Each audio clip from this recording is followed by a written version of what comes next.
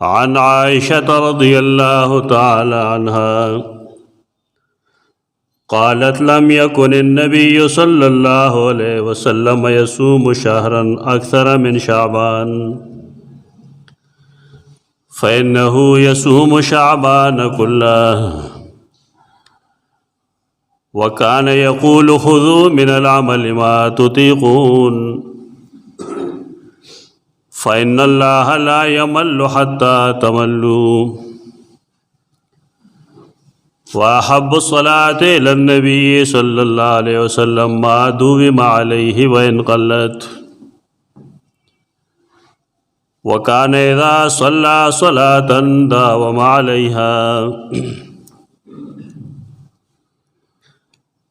صحیح بخاری حدیث نمبر 1900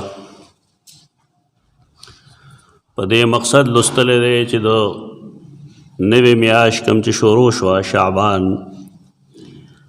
د هغې فضیلت بیان کړی شي. فضیلت غوروالي ته وایي. د دې جمع فضائل راځي. فضائل و بیان صحیح احادیث کو هم وی او قرآن مجید کې هم وی. او چونکه دا دین دی او دا هر یو چیز فضیلت سره هغې دپاره د صحیح حدیث ضرورت دی. په فضائلو کې ضعیف کمزور روایتونه د دې بیانول دا مختلف فی یو مسله ده. دا سے اتفاقی مسله نه ده چې ګندې ضعیف حدیث دې په فضائل اعمال کې بیان کړی شي. دا د یو عالم د دوه عالمانو خبره ده. تاسو لکه څه کوئ؟ جدا جدا کوي بل نه یو سره کښېنه. دلته ورسره کښېنه چې خبرې نه کوي.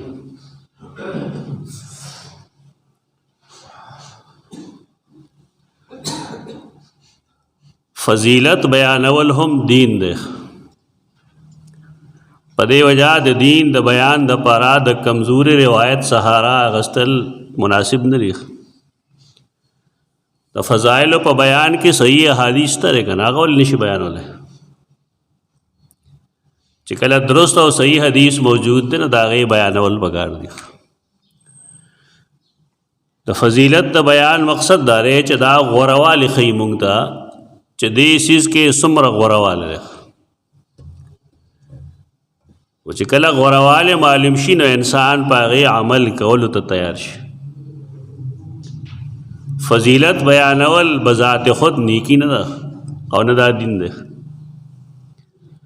بلکې دې نتیجه ښکاره کېدل دین دی. یو سړی د قرآن فضایل بیانوي لیکن قرآن مجید نه وایي نو تش فضیلت دله فایده ورکوي. یو سړی د کلمې توحید فضایل بیانوي لیکن وایي یې نه نو څه فایده خو نه کوي. ده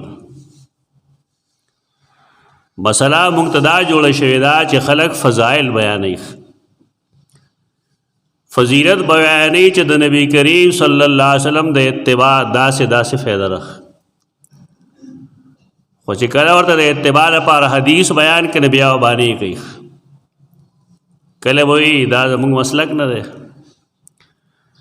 او کله به وایي چې زموږ اکابرین داسې نه کوي داسې کوي. خو دا ځان هم دوکه کوي او قوم هم ټول دوکه کړی دی. فضیلت بیان دې دپاره چې انسان نیک عمل ته تیار شي. د هرې میاشتې څه فضایل قرآن او حدیث کی.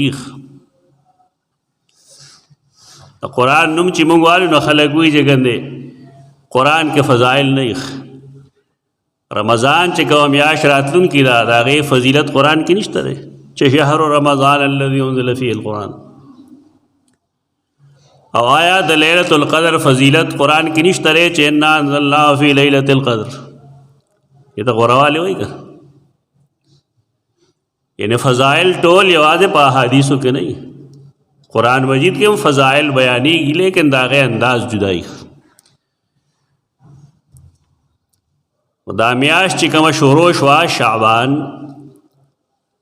د دې دا لفظ چې کوم دی بنیاد د دې شین عین او بې دی شین عین او بې شعب شعیب شاعب شعبہ دا قسم الفاظ دا د دې یو روټ نه د شین عین او بې نه وتی شین عین او بې دا خورېدلو دوی ډېرېدل خور اور کېدل دا نوم خو چونکې پخوا نه را روان دی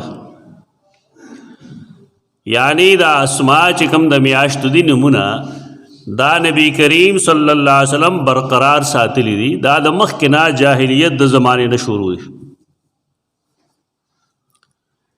نو په دې کې د شعبان مفهوم څه دی او شعبان ته ولې شعبان وایي تو دې سلسله کې خو یو حدیث دی او هغه حدیث موضوع دی منګړت روایت دی تاریخ قزوین کې هغه لیکل دی چې دې ته شعبان په دې وایي چې دا تیارې کوي خلق په دې کې د رمضان د میاشتې روایت ثابت نه دی لغت چې څومره مونږ ګورو نو هغې وایي چې په دې میاشت کې به د عربو خلق خوارشو د مکې مکرمې نه جاهلیت زمانه کې با خلق خورېدل شروع شو په دې میاشت کې د څه دپاره نو څوک به خورېدل د جنګونو دپاره چې چېرته مار داړو کي او څوک به خورېدل د دې دپاره چې اوبه معلومې کي چې کم ځای کې په دې صحرا کې نوې نوې اوبه راوتې دي اسوک به خورېدل د دې دپاره چې مختلف ملکونو ته لړ شي او د هغې بادشاهانو سره ملو شي او د هغې نه د خانه کعبې د تولیت په وجه باندې څه پیسې حاصلېږي څه وظیفه حاصلېږي نورو میاشتو کې به دا کار کم و لیکن دې میاشت کې به ډېر و نو ځکه ورته شعبان وایي لغت د دې تایید کوي چې شین عین بې خورېدو ته وایي ابن دحیال عالم المشهور کې او دارنګې نور اهل لغت ټول هم دا خبره لیکي دا کومه چې ما وکړه نو بار کې فرض وجه تسمیه چی خو دا میاش د خورېدلو په دې میاش کې باغی د مکې مکرمې نه بهر وتل شروع شو مختلف علاقو ته وتلل مختلفو کارونو لپاره د رسول الله صلی الله علیه وسلم په دې کې سم معمولاتو څه طریقې وي څنګه چې 13 میاش کې مونږ ویلو خلقو هر میاش کې څه بدعات هم پیدا کړي لکه دا میاش هم د بدعات ډکه بشمیر ځایونه پکې بدعات کوي خلق دا به ان شاء الله ذکر کو خپل ځای باندې خود بدعات او د بیان دا مقصد نه چې ګنې د میاش کې څه فضیلت نشته همیش د پاره طریقه دارا د یو اهل سنت والجماعت د فرد د پاره چې هغه صحیح شی معلوم کی هغه پسې روان شي او چې کم غلط ته پرې ته زید زدای کار نه بلکې طریقه دارا چې یو سړی یو خبره کړې ده بالفرض کال پس معلومه شوه چې زما دا خبره غلطه و ټیک نه او دې ځان ته مسلمان وای او بیا عالم ځان ته وای د فرض داری چې دې دا خپل غلط خبره اعلان وکړي چې زما دا خبره مانه خطا شوی و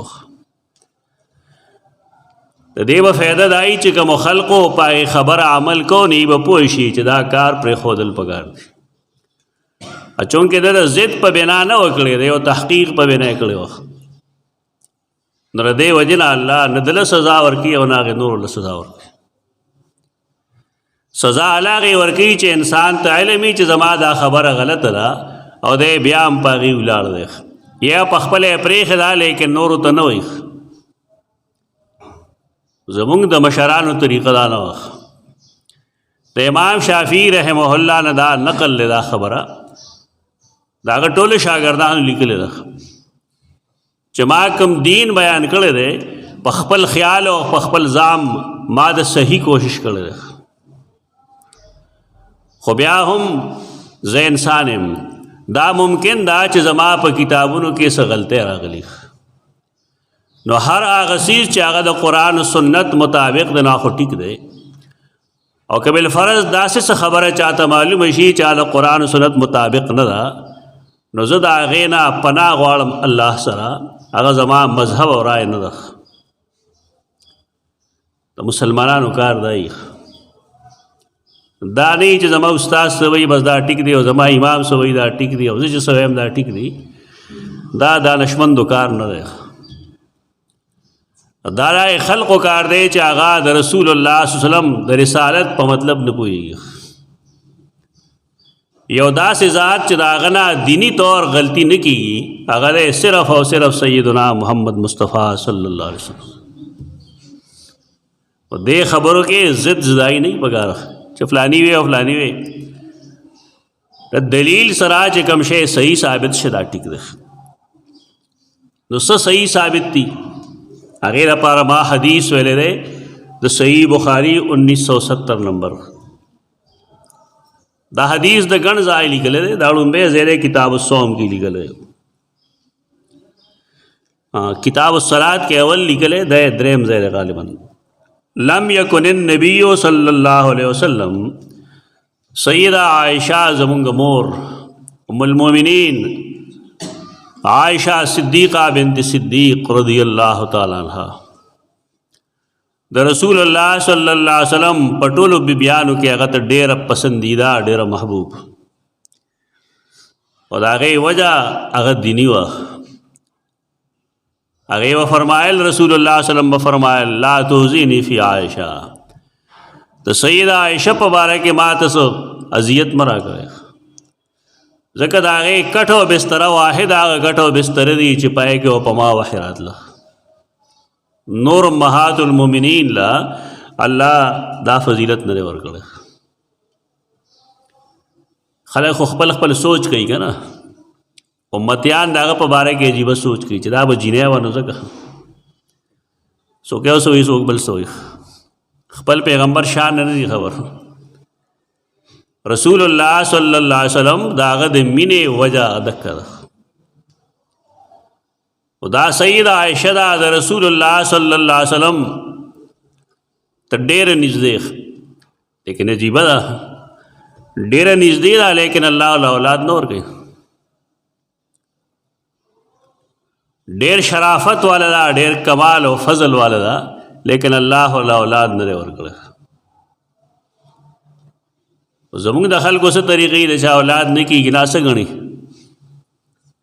دا څه بدمخې ده، دا څه سپیره ده، دا سوچ بدل گیا ده. الله دا د مسلمانۍ سوچ نه دی. الله چاله اولاد ورکی ورکی، چاله نه ورکی نه ورکی. د هندوانو رب څوک دی، ورکوونکی څوک دی؟ هغې هم الله دی. ای خو د سره الله مني نه، بلکې ای خو رام نه غواړي ده، رام یې ورکوي که الله یې ورکوي. ابا د پاگلان هغې وي رام او الله یو دی، لکه ایسا ہوتے بہتے ہوئے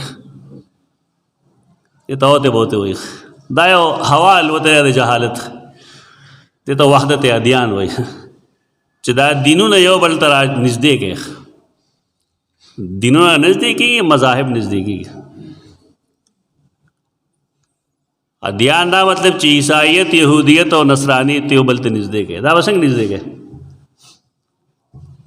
قرآن دا غي نزدېکت دپاره طریقه ښودلې ده چې قل یا اهل الکتاب تعالوا الی کلمة سواء بیننا وبینکم الا نعبد الا الله. دا طریقه ده. اے کتاب والا او راشه یوې کلمې ته چې هغه زمونږ او ستاسو په منځ کې برابر ده، هغه دا چې د الله نه سوا د بل عبادت به نه کوو. ولا یتخذ بعضنا بعضا اربابا من دون الله، او قرآنۍ کې به یو بل ته ارباب نه وایو. بس په دې چې څوک تیاري بس ټیک ده، زموږ یې سره وحدت. لیکن دوه خبرې کړې دي، یو دا چې عبادت به صرف د الله وي، او دویم دا چې بلا چو او بلا چرا به خبره د مخلوق نه منل پکار. خلقو د مخلوق نه الهه جوړ کړي. دا پلانې وایي ځکه ټیک دی، دا پلان کې نه وایي نو ځکه غلط دی.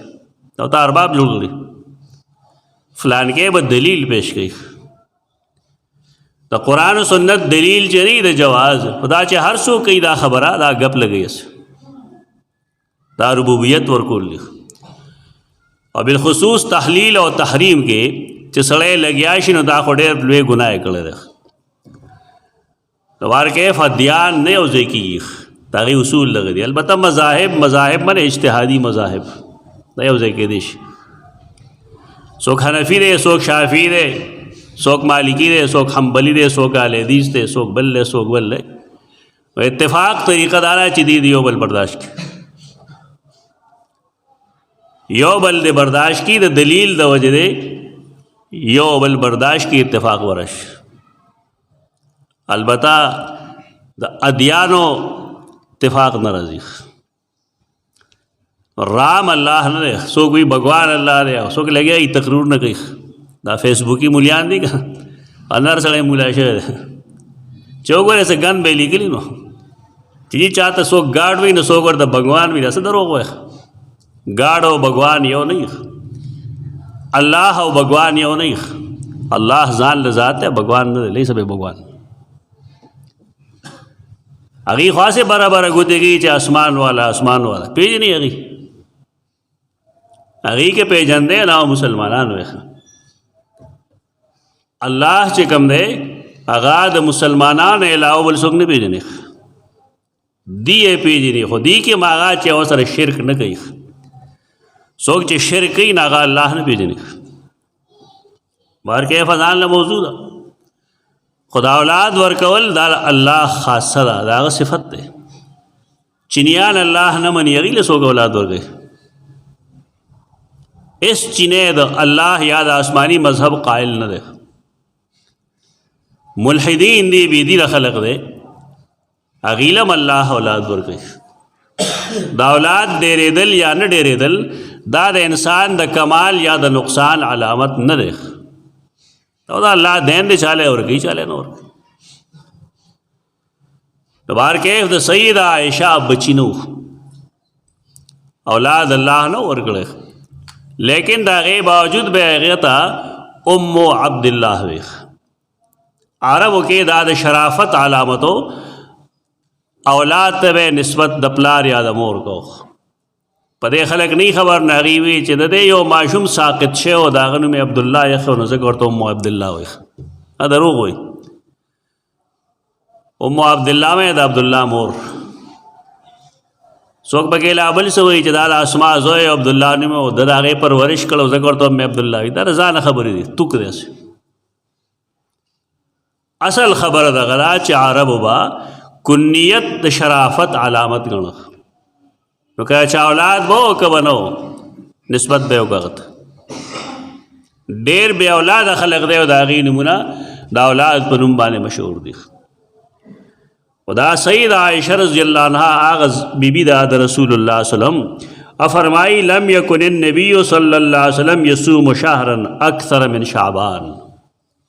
رسول الله وسلم روزې به ډېرې نه وي. زمونږ خلک روزو ته نه تیار، نه نیسي، مونځ نه کوي، روزه به څوک نیسي. د هر ګل په ورځ به رسول الله وسلم روزه نیوله، د هر زیارت په ورځ به هم روزه نیوله.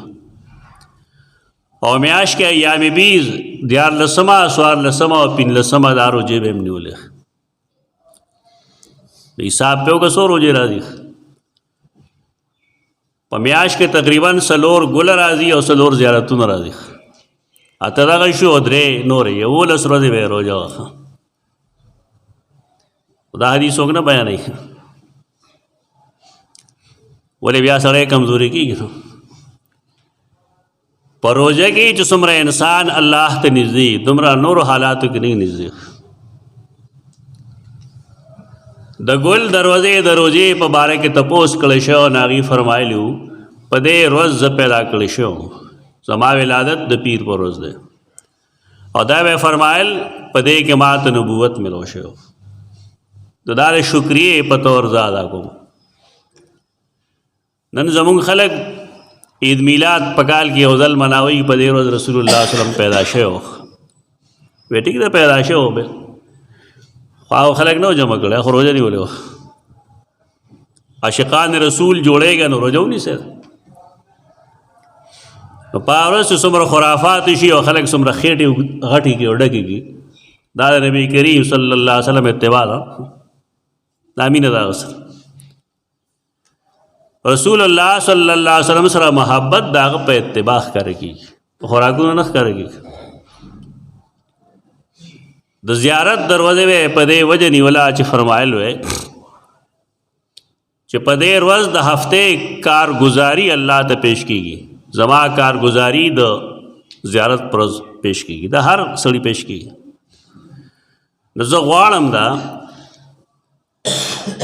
چې زما اعمال له د روزې په حالت کې الله ته پیش دا کارګزارۍ والا حدیثونه ته جمع کې نو دا ول غنی لکه شعبان بارکه امداد ذکر د احادیثو کې چې نبی کریم صلی الله علیه وسلم نه تپوس کړی شو او هغه فرمایل چې په شعبان کې تفصیلی کارگزاری د هر انسان د عمل ځکه زه غواړم چې شعبان کې روزې ډېرې ونیسم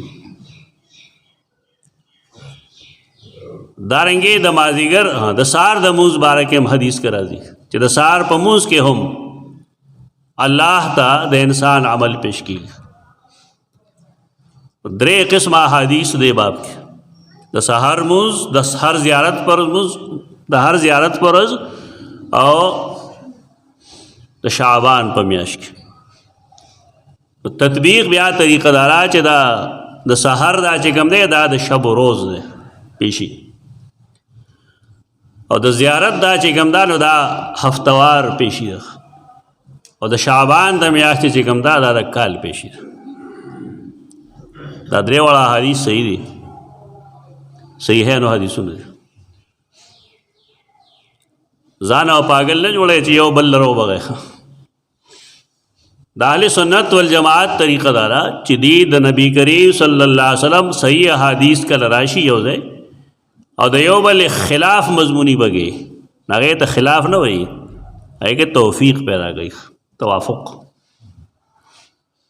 تعویل کی پائے کہ دیرا پارا چې د حدیث نه انکار را نشي اوس خو د انکار حدیث سوال ہوتے ده هر سړی به لګیایي د حدیث نه به انکار کوي سپکې ځان ته علما هم لاوي الله دې رحم وکړي زموږ په حال باندې رسول الله صلی الله علیه وسلم هغه به د شعبان چې څومره روزې نیولې نفل دومره به په بله میاشت کې نه نیولې څنګه به یې نیولې فإنه يصوم شعبان كله رسول الله صلی الله علیه وسلم به د شعبان پوره میاشت روزې نیولې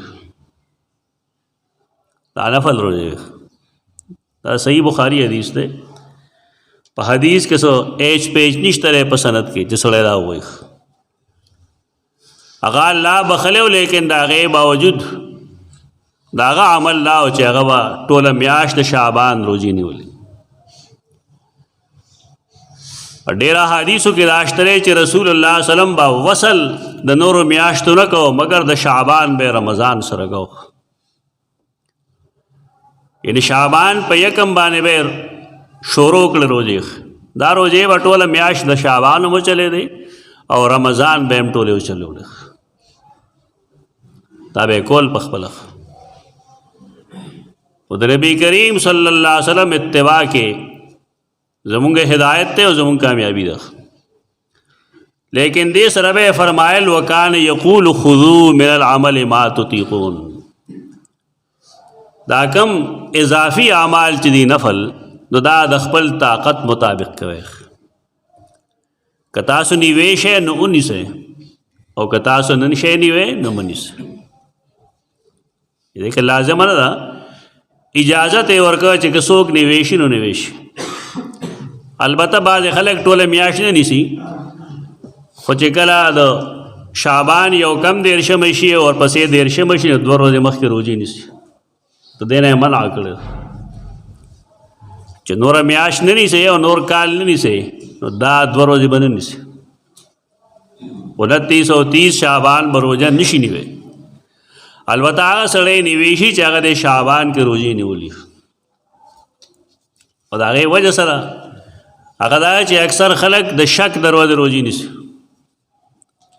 نیت یې هم پته نه لګي بلکې وایي هم خلقو ته چېرې څه داسې ښکاري چې زمونږ دا خلک یو روزه خوري ښه وي نو بیا یې خیال دایي چې که بالفرض فرض شوا نو خو فرض بشي کني نفل خو بشي دا بیچارهګان په دې نه پوهېږي چې تر کومې تا تعین د عبادت نه دی کړی نو نیت غلط دی دا نیت صحیح نه دی تعین وکړه یو ورته ووایه بس که ته ورته فرض وی نو د هغې دپاره د میاشتې لیدل ضروري دی او که ته ورته نفل وی نو بیا به دا بل اراده نه کوي دا بیماري زنانو کې ډېره زیاته ده اکثر ښځې د روزې نه یو ورځ مخکې او دوه ورځې مخکې روزې نیسي نبی کریم صلی الله علیه وسلم دې نه منع کړې ده دا مه کوئ کم کار نه چې منع وکړي عمومي طور ناکار جایز نه دا جایز کار نه دی داسې کول نه دي پکار دې کې یو بل بنیادي خبره ده هغه دا چې زنانه الله دې په هر زنانه باندې خپل کرم وکړي خپل فضل دې وکړي خو دا بېچارهګانې مونځ کې ډېرې غلي دي مونځ نه کوي زنانه مونځ نه کوي روژه کې ډېره تکړه دا خو غلطي په دې باندې ده چې د مونځ اهمیت د روژې نه ډېر دی مونځ د ورځې 15 ځله فرض دی او روژې رمضان کې یو ځل راځي دا چې بیا وایم چې روا په دې فضل وکړي دا غریبانانې د اتیا او کال شي لیکن دې ته د مونځ د فرض هم پته نه لګي ډېرې زنانه داسې شته چې هغه بغیر د څه عذر نه د ابتدا نه والې تر شپېتو اتیاو کالو پورې مونځ چې کوي نو په ناسته کوي حالا چې په مونځ کې ودرېدل فرض دی دا ټول ورځ کارونه کوي ګرځي راګرځي یو ځای نه بل ځای ته بل ځای نه بل ځای ته مونځ ټول په ناستې کوي دا مونځ شوی نه دی دا په توبه هم نه کېږي دا مونځ فاسد شوی دی د دې اثر نو کول ضروري دی دا ډېر قابل رحم دی دې ته نه پلار دین ښودلی دی او نه ورته کور کې خاوند دین ښیي بار خو ځي نه زنانو کم ځای راودي نه زګوي د خپلو خپلو کورونو خبر واخلئ کور والا نه تپوس وکړه یا وګورئ دا څنګه مونځ کوي نو اکثر و بیشتر زه ویلی شم چې تقریبا 90% زنانه ټول مونځونه په ناستې کوي حالای چې مونځ کې قیام فرض دی او دا اصول دی چې کله یو فرض رکن پاتې شو نو هغه شی شوی نه دی د سره مونځ نه دی شوی دا یو علمیه ده مونږ دین له اهمیت نه ورکوو دا کول پکار وړه خبره دی کس دی او ته چې کینې کور کې هم به وینې چې زنانه هم مونځ نه کوي قطعا یې نه کوي او چې کوي یې نو په داسې وخت کې به یې کوي چې ټایم به وتو کي مکروه ټایم کې دویم دغه شو او دریم دا چې کوي یې نو په ناستې به یې کوي دا درې وړه غلطۍ دي د دې خیال وساتئ قرآن مجید موږ ته حکم کړی دی چې تاسو اولاد ته د مونځ حکم کوئ کور والا ته د مونځ حکم کوئ واصطبر علیها په دې کلک یې دا د یو وخت کار نه چې تا یو وخت ووایي دا به سهار غرمه ماسپښین هر ټایم به وایي پاسه مونځ وکړه پاسه مونځ وکړه د سیدنا اسماعیل علیه السلام ذکر قرآن کړی دی په کې د هغه کمال یو دغه بیان کړی دی چې به خپل اهل و عیال ته د مونځ د تاکید کو تو دا دواړه فرض دی بېشک لیکن د مونځ فرضیت د روزې نه زیات صاحبات چې کوم دی هغه فرض مونځ نه کوي او د شک د روزې له ډېرې تکړه او چې کله زمونږ په ورځ روژه نه وي که نه نو بس یو خاص تخته مشق یم ما بس بلا خبرې کوي خلک چې دا وګوره دا مولیان دي د خلکو روژه ده دي روژه نه ده نو د شک د روژه خو نه شو نه د دې څیزونو نه ځان خبرول پکار دی رسول الله صلی الله علیه وسلم سو فرمایل خپل خداغي عمل دا چې ټوله میاش په د شعبان روزه وا، لیکن موږ ته فرمایلی دي چې خذو من العمل ما تطيقون، یو نفل عمل چې کولی شئ نو کوئ. فإن الله لا يمل حتى تملوا، ځکه چې الله نه ستړي کېږي تر کومه چې تاسو نه ستړي شوي. چې کله تاسو نیک عمل کوئ نو الله په تاسو په ثواب درکولو باندې نه ستړي کېږي. خو چې ته ستړی شي نو بیا بس چل کې بیا به د عمل پرېښي. لکه زمونږ بعضې خلک نوی نوی لړ شي که نه، یو جماعت سره لړ شي، یو چله ولګوي، نو چې راشي نو بیا یو میاشت چې کوم دی مسلسل تهجد هم کوي، نو میاشت پس بیا فرض مونځ هم پرېږدي. ولې کایه نه یې پلټو شوي، تربیت یې صحیح نه شوي. اصول دا یاد ساته، فرض مونځ خو بالکل مه پرېږدئ، سنت مؤکد هم بالکل مه پرېږدئ. پاتې شو نوافل نو پای کې تا ته اختیار دی چې څومره کولی شي نو وکړه. لیکن د حدیث حصہ آخري چې کومه وایي نو هغه دا چې رسول الله صلی الله علیه وسلم ته محبوب عمل دا و چې یو سړی دی هغه دروازې 2 رکعاته نفل کوي، خو ټول عمر یې کوي. نو نبی کریم صلی الله علیه وسلم به دا خوښول. یعنې عمل ته مه ګوره چې لږ دی او که ډېر دی، نه ډېره مو دی او که. بعضې خلک یې داسې چې هغه یو ورځ یا 2 ورځې ډېر نفلونه وکړي، ډېر وختي راشي، لیکن دا آسان کار نه دی. عبدالله بن عمر بن العاص ویلي چې ما رسول الله صلی الله علیه وسلم ته وویل چې ما له اجازت راکړه چې قرآن داسې ووایم. نه هغه ورته ویل نه، ستړی وشي ټول عمر به وایم. خیر د منې کولو باوجود هغه منې نه شي چې وایم به عبادت دی. چې کله آخري عمر شنه بیا نشه رسول بیل چې کاش ما د نبی کریم صلی الله علیه وسلم خبره منله وی. د 100 رکعاتو نفل ضرورت نشته دی، خو که سړی ماسپښین جماعت ته راځي 2 رکعاتو کی، مازدیګر 2 رکعاتو کی، ماښام 2 رکعاتو کی، ماسخوتن 2 رکعاتو کی، 8 رکعاته شو، دا کافي دي روزې دپاره. که 2-3 پکې کم شي سیوا شي فرق نه ورځي. خو چې سړی په ځان دا وکړي چې زه به 10 رکعاته نفل کوم روزانه، دا نشي رسول سره. الله چې کوم تعین کړی ضروري دی، باقي نوافل چې کوم دي هغه د خپل اسانتیا مطابق وکړه. واحب الصلاة الی النبی صلی الله علیه وسلم ما دوم علیه وان قلت، پسندیده مونځ رسول الله صلی الله علیه وسلم ته هغه چې په به دوام و، اگر چې هغه لږ مونځ دي، لیکن چې همیشګیري و پیوان رسول الله صلی الله علیه وسلم با خوله. نورو احادیثو کې دې الفاظ دای چې احب الاعمال الی الله ادومها وان قل، الله ته پسندیده عمل هغه دی چې هغه ټول عمر دوامي پکې. بعضې خلک په دوام او په التزام نه پوهېږي. ته به یو نفل عمل همیشه کې نه دی به څه وایي دا جي بدعت دی. بدعت نه دی، په التزام باندې بدعت کېږي. التزام څه ته وایي چې بل څوک هغه شانتې نه کوي ته هغه ګنهګار ګڼې. التزام او دوام کې فرق پکار دی. په مستحب بېشک دوام وکړه، لیکن التزام به نه کوې. التزام او دوام کې فرق زده کول ضروري.